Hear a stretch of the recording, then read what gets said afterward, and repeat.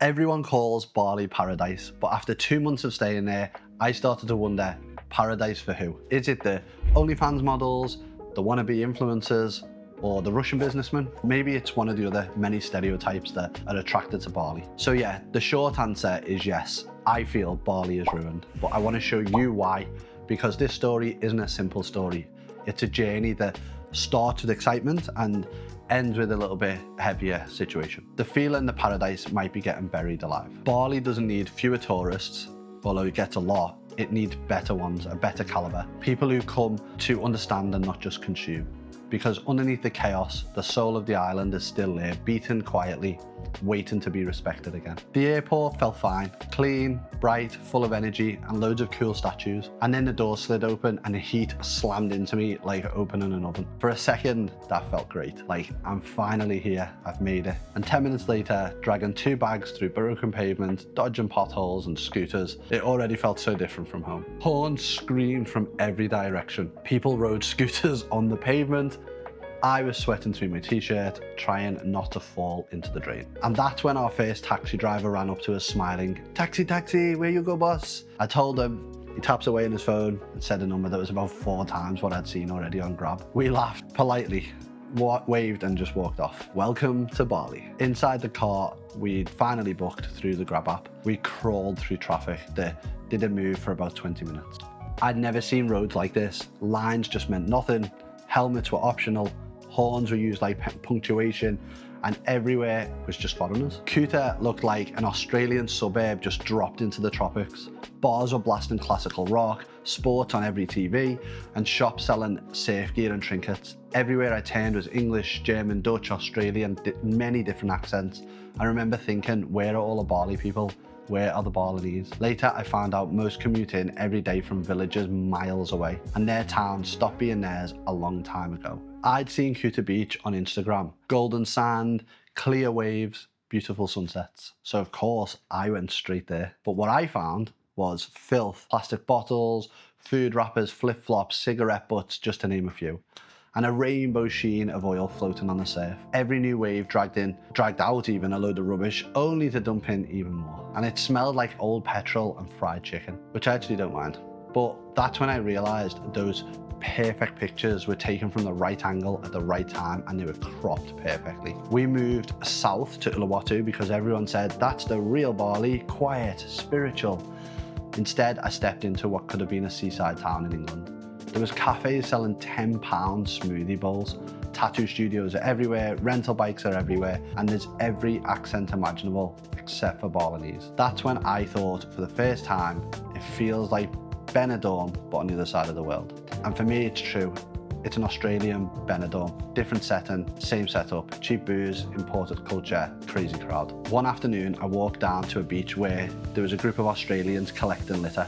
I think they were a family, and they looked super proud, and fair play to them because they're doing something good.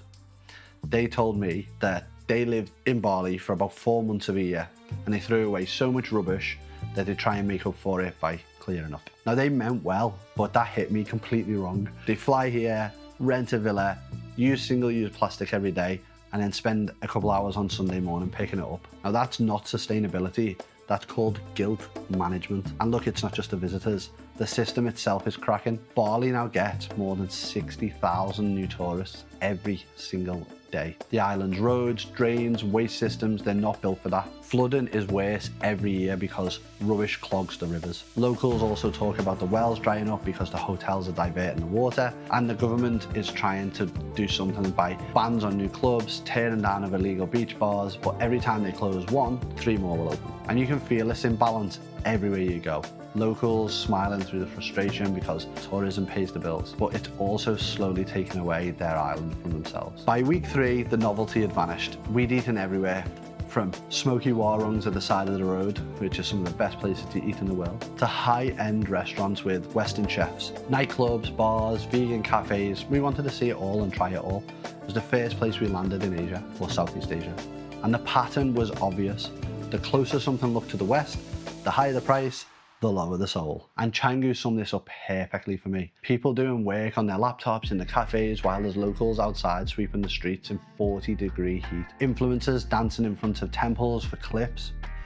And I remember seeing a tourist climb onto a shrine to get a better angle, and no one said anything, not even me, because at some point when everyone is doing it everywhere you go, it just stops feeling shocking and seems like the norm. And this is what scared me the most, because Bali had normalised disrespect. Then we met Trisna and things changed. A Balinese Hindu born and raised in Bali. He changed everything for us. He spent 3 days with us, showing us a different side of the island. We drove around about 2 hours outside of Ubud to a small temple that he knew from childhood. There's no ticket gates, no queues, just incense, chanting, and the sound of wind in the palms. Everything cost a fraction of what we've been paying in the towns, and Jess stood out instantly.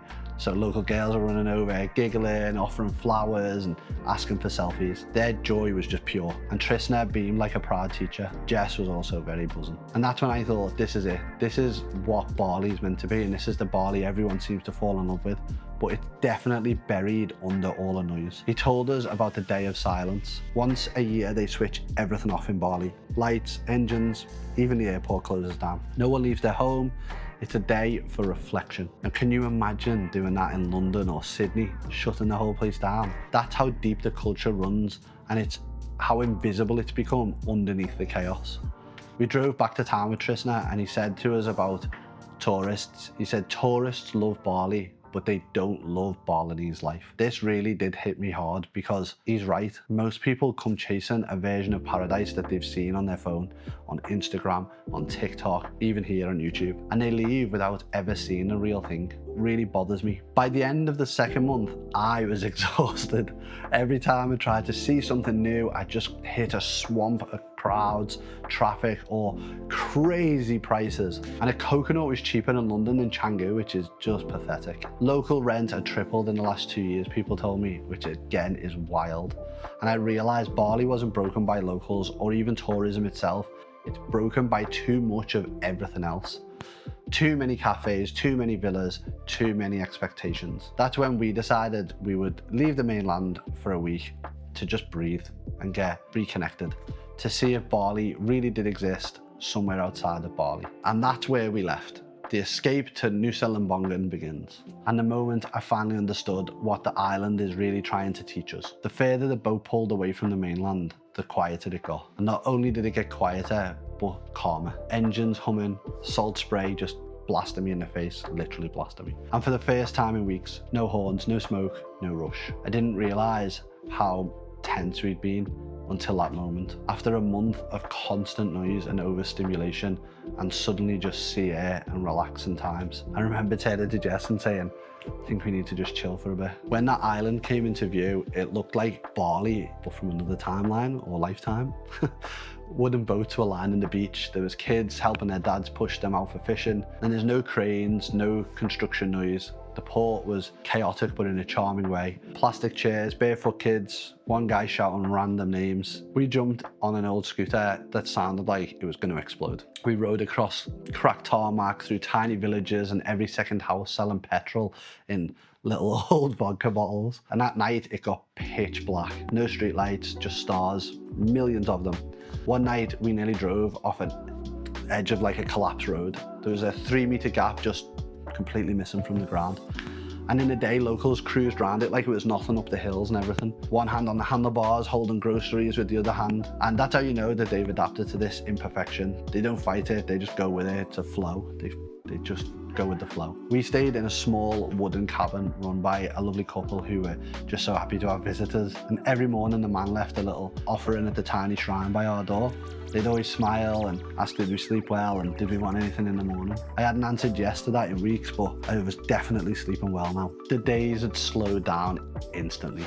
We ate fried rice at plastic tables, watched the fishermen mend nets, walked stretches of the beach so quiet that you could hear your own thoughts, and played games with the children in the village. And that's when I just started thinking about everything we'd experienced so far. About Kuta's rubbish, Canggu's numerous, many cafes, and how easy it is to mistake comfort for authenticity. We get mostly Western stuff. Bali's problem isn't that it's ruined, it's that it's been repackaged and repurposed, sold back to the world like a brand. There's a Bali for yoga treats. There's one for digital nomads, there's one for party tourists. But each version of that is chipping away at what made Bali special in the first place. Meanwhile, the people holding the culture together are just trying to live in between those versions that are being sold out. Driving, cleaning, they're cooking, keeping the dream alive for everyone else. I got chatting with some of the locals in Lembongan, and I was speaking to a fisherman, and he said something very similar to what Tristan had said. He was saying that they love the tourists, but sometimes they miss the quiet, and that he doesn't really go to the mainland, to Bali, at all anymore. And this stuck with me a little bit because you could hear in his voice, not like anger or anything, just fatigue, almost fed up. Like everyone watching the tide rise a little higher each year, knowing you can't stop it. After a few days, this tiny island started to feel like therapy. You wake up with the sunrise instead of an alarm, cock-a-doodle-doo, every 5 minutes. You eat when you're hungry and not when you're scheduled. And you talk to strangers because there's nothing really else to do. Nothing to distract you.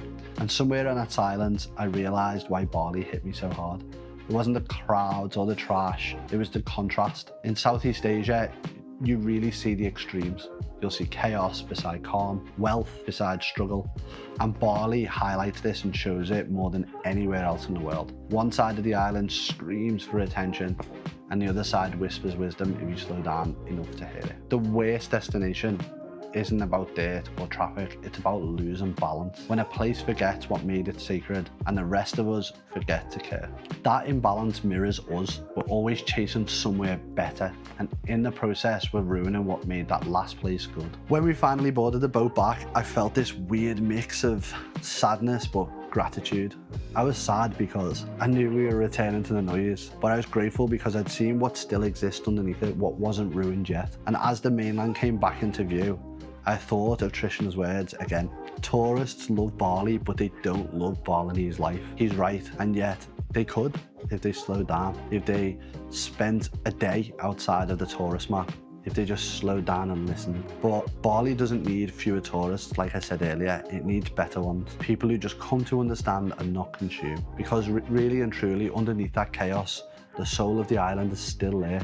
It's waiting to be respected again. When we left for the next country on our trip, I didn't feel like a relief like before. I felt a responsibility to talk about it honestly, to say what so many seem to think but rarely say out loud. And that's what this conversation is all about. So the question I posed, is Bali the worst travel destination in Southeast Asia? Maybe it's not the worst, but is definitely the most misunderstood. It's a warming story, I think. A reminder that if we love something too hard, without care, we just destroy the very thing that we came to enjoy. I still love Bali, especially considering I only had a short time there, but I love its people, its faith, its resilience.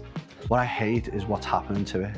And maybe that's the real message here. You know, you can love a place deeply and still you can hold it accountable, because paradise doesn't die overnight. It just drowns slowly under traffic, plastic, and hashtags, TikTok dances. And somewhere beneath all of that, the real Bali still breathes. You just have to dig through the noise to find it. If you want to see more travel stories or get in depth with different islands, different places all around Southeast Asia, I've got 2 more videos, one here and one here. We'll dive deep into something else.